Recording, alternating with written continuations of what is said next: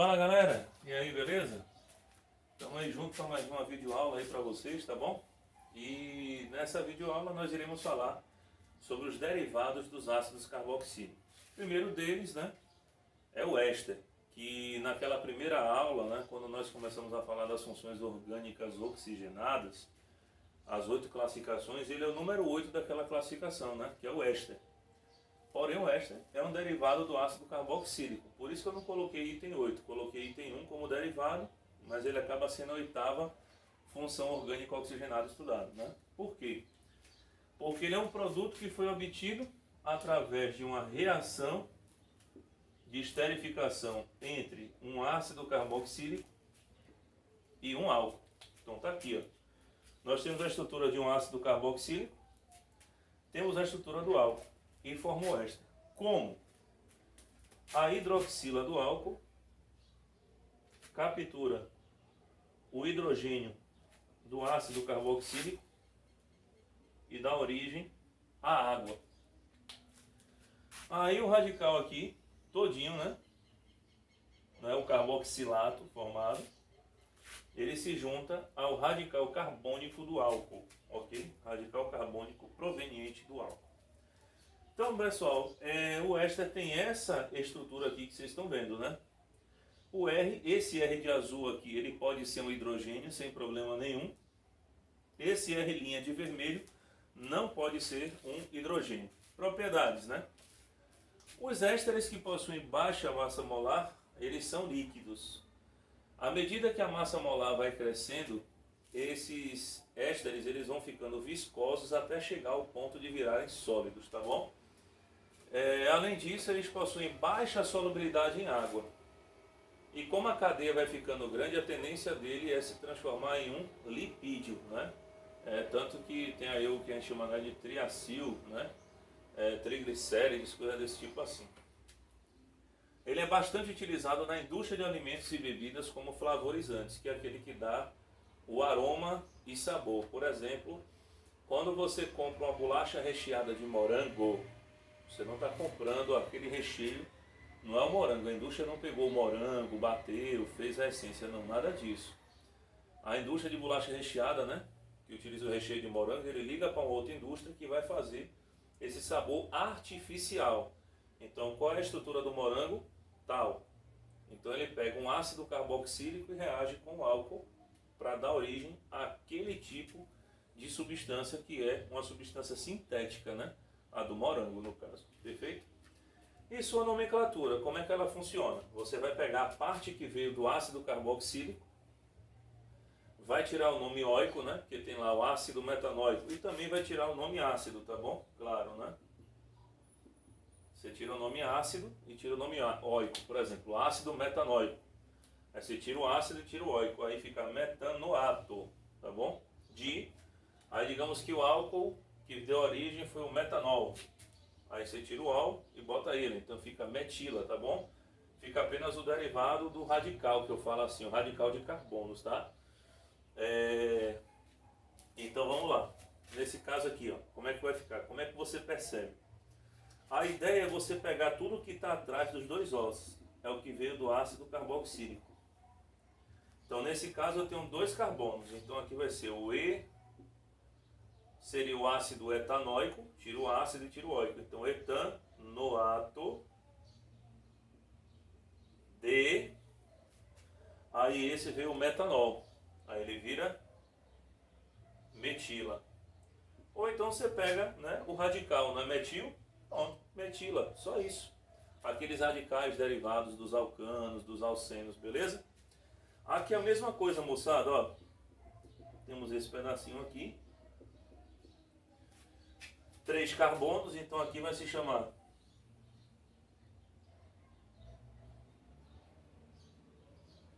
propanoato de, e aí ó, radical etil. Então ó, etila. Perfeito? E nesse caso aqui é a mesma coisa, ó. Vou fazer aqui, né, de azul para não confundir com outro nome ali. 1, 2, 3, 4, 5. Esse seria o ácido pentanóico. Então aqui vai ser o pentanoato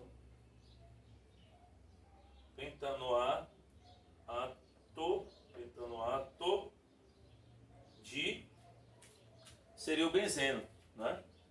Aí aqui seria pentanoato de quê? O que é que vocês acham? De fenila, porque o benzeno gera o radical fenila, perfeito? Ok, gente, vocês podem fazer as anotações de vocês e até a nossa próxima videoaula, beleza? Fala, galera, dando continuidade aqui à nossa videoaula falando dos derivados dos ácidos carboxílicos, vamos ao item 2, que são os sais de ácidos carboxílicos, né? Como eu já falei, são os derivados, então é uma reação que ocorre.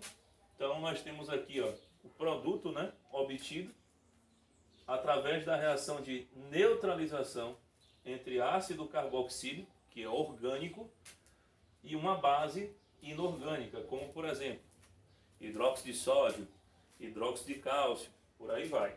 Então aqui, gente, ó, a estrutura de um ácido carboxílico reagindo com uma base inorgânica. O que que acontece aqui? A hidroxila da base, ela captura o hidrogênio do ácido e juntos formam a água. E aí, o radical de vermelho do ácido carboxílico que está aqui, que é negativo, se junta com o metal da base inorgânica, certo? Esse metal, aqui como chamamos de metal, ou um cátion, né? Por que eu digo um cátion? Porque a gente tem aquele radical chamado amônio, tá bom? Beleza? Então eles são sais orgânicos, como por exemplo o sabonete que você toma banho, né, todos os dias, o shampoo, o detergente, né, o sabão em pó, todos eles são sais de ácidos carboxílicos, são sais orgânicos, porque tem a parte apolar, né, que é a parte carbônica. Essa parte apolar pega a gordura, né, para poder lavar, por exemplo, o prato que nós sujamos com comida, limpar o óleo, né? E a parte polar, que é a parte do metal que se mistura com a água. Por isso que os sabões eles conseguem, né, fazer isso. Então, os sais de ácidos carboxílicos eles são anfipáticos ou anfifílicos, ou seja, tem caráter polar e apolar ao mesmo tempo, tá bom?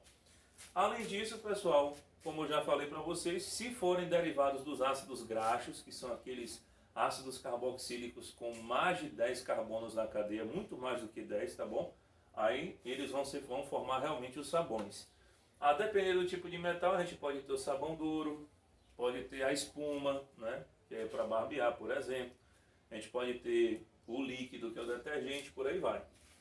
E aí a nomenclatura. O início da nomenclatura não muda nada em relação ao éster, que nós acabamos de ver aí, né? A única diferença é que no final, em vez de você colocar o radical como éster, você vai colocar o nome do cátion. E aí como é que isso funciona aqui? Isso aqui funciona dessa maneira, ó. Tá vendo? Todo esse pedaço aqui, ó. Ele veio do ácido etanóico. Então esse aqui vai se chamar etanoato, né? Ácido etanóico. Então tira a palavra ácido, tira a palavra óico, o pedaço óico, né? Terminação óica, e coloca no lugar do óico o ato. Etanoato de esse metal é o sódio. Perfeito? Olha o exemplo aqui de baixo. Aqui nesse caso, ó, você pega o recorte, como eu falei, né? O que fica para trás dos oxigênios.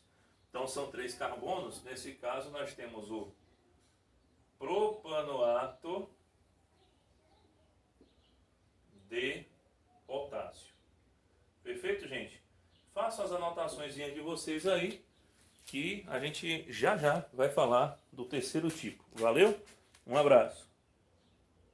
Fala, galera. Vamos aqui agora terminar, né, a parte dos derivados dos ácidos carboxílicos. Dessa vez vamos falar dos anidrilos, que é obtido através da desidratação intermolecular. Quando a gente fala inter, é entre duas ou mais moléculas. E quando a gente fala intra, é na molécula, perfeito? Essa é a pequena diferença de um para o outro, né, de ácidos carboxílicos. Então aqui eu tenho 2 ácidos carboxílicos. O que foi que aconteceu? Aconteceu o seguinte: A hidroxila de um capturou o hidrogênio do outro e juntos formaram a molécula da água. E aí, o que sobrou de cima se juntou com o que sobrou de baixo e formou o anidrido. Aqui, ó, esse pedaço aqui que vocês estão vendo. Né? Vocês têm 3 oxigênios aí no caso. Não existe assim uma propriedade específica dos anidridos, né? Os anidridos a gente sabe que eles têm caráter ácido, ponto. Mas não tem assim uma propriedade específica dele como foi a dos demais. A gente vai falar apenas da nomenclatura dele, que vai vir anidrido, o nome do ácido carboxílico de menor cadeia e ácido carboxílico de cadeia maior. Aí vai ser o seguinte, nesse caso nós temos aqui, ó, né, anidrido. A menor cadeia é esse aqui, ó, anidrido metanóico. Maior cadeia, que é esse aqui, ó, etanóico. Para facilitar vocês aí de casa, eu vou fazer o seguinte. Como é que a gente vai fazer? Nesse caso aqui, ó. Eu vou escrever a palavra anidrido de vermelho para facilitar a nossa vida. Aí eu tenho aqui do lado de cá, que é o menor, ó, 2 carbonos, vai ser o etanóico.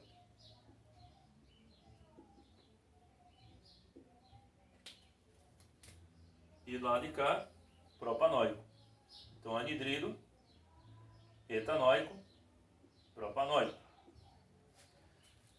Nesse caso aqui, pessoal, preste bem atenção.